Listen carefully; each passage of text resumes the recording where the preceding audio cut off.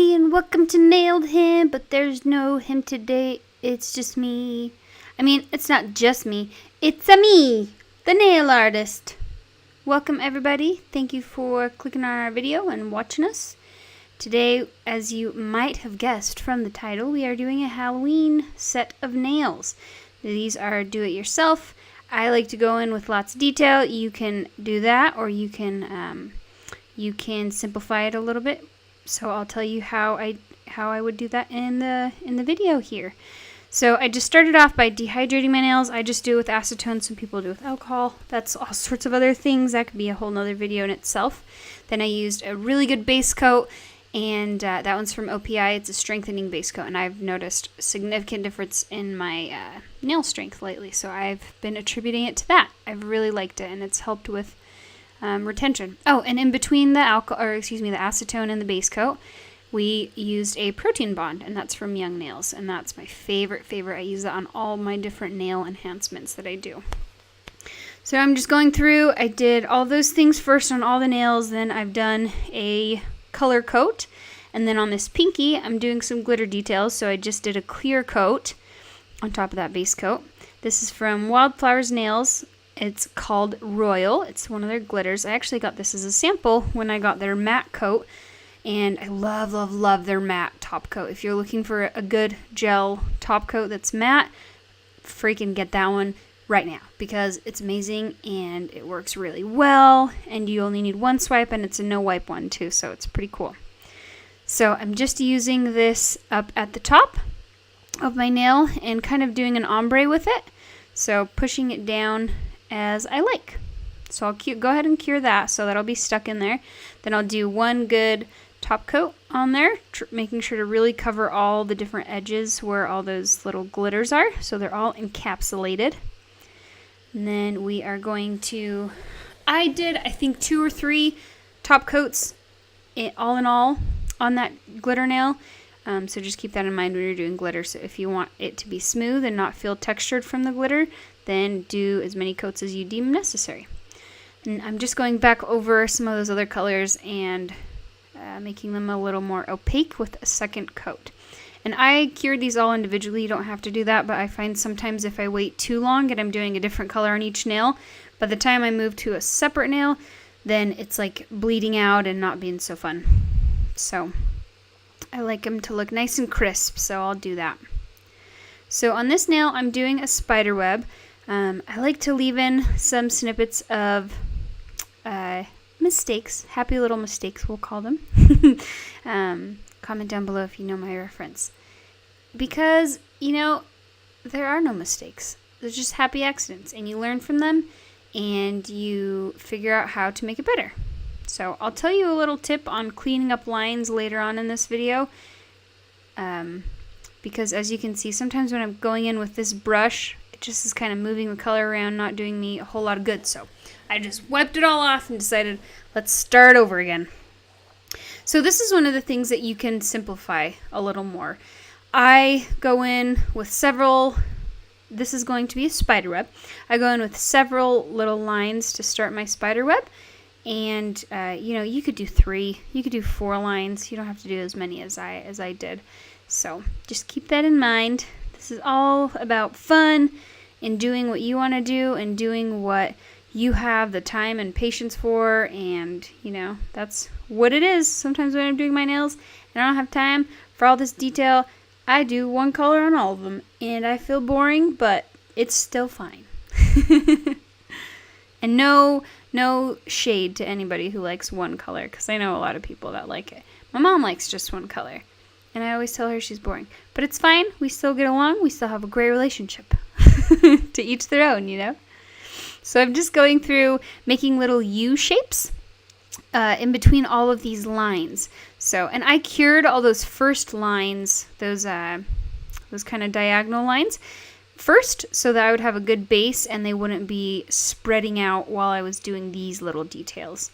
And again, with these, you could do 3 U's going down. You don't necessarily have to do all these 5 to 7 U's that I'm doing in between each one, And also don't focus too much on it being super perfect. Perfect things are really aesthetic to the eye, are really aesthetically appealing to the eye. I'm not sure how to English, but you guys know what I'm trying to say. But, nature is not perfect, not always, so don't beat yourself up if they're not so perfect, because that is life. And also, make sure that your U's are all facing out of the center of the spider web, because I've made that mistake before. Don't tell anybody. I mean, you could tell anybody you want, because there's no, happy accidents, that sort of thing.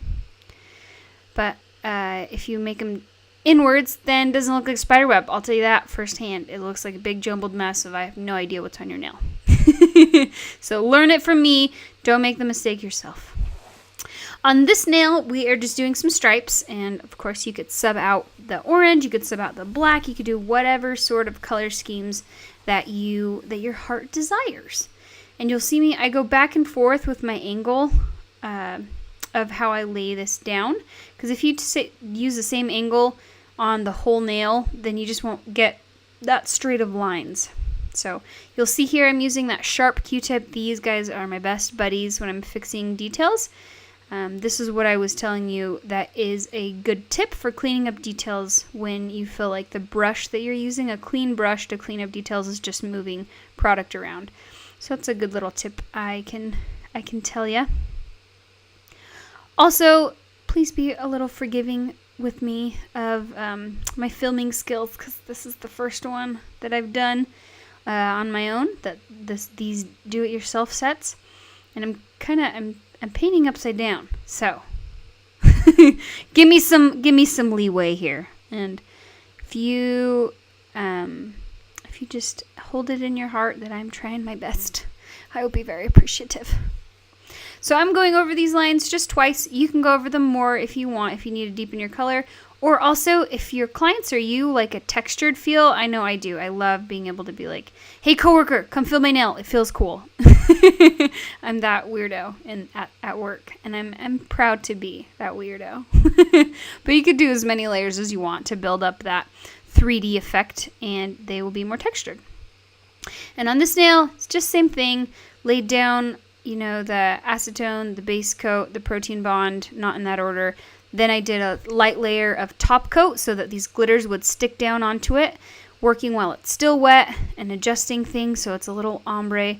And you could, of course, use whatever glitters you have at home, but I do recommend, if you don't have one that has a mixture of big and medium and little glitters, to make your own. Because if you don't, then it'll be kind of hard to get a really good ombre effect, because the ombre works the best and looks the best if you have some littles. So I'll kind of show you that when I do it here. You can do an ombre with an all same size glitter, but I just don't feel like it looks as fancy and pretty, And opinions, everyone has them. So if you like this look better, then do that. But I just did that to show you guys. So I wiped that off because I wanted to put an eyeball on this nail. I wanted someone to what's that song? I always feel like somebody's watching me, and it's on my nail. I'm sorry. I'm sorry for your ears. Please forgive me. I'll be back. I'll be better. All in time. So I just used that same top coat that I've been using. It's the Easy Flow True Gel as a sticky for underneath this eyeball, so it'll stay. But you can use a hard gel if you want it, or structure gel, or anything like that. But I find that this top gel works really well, so I just did that. And then I'm just going over doing top coats on all of these other nails, remembering to cap the free edge. And on these glitter nails, I did a couple coats so that they wouldn't be all textured. So be sure to do that. Thank you so much for watching, and comment below, like, subscribe. We'll see you next time.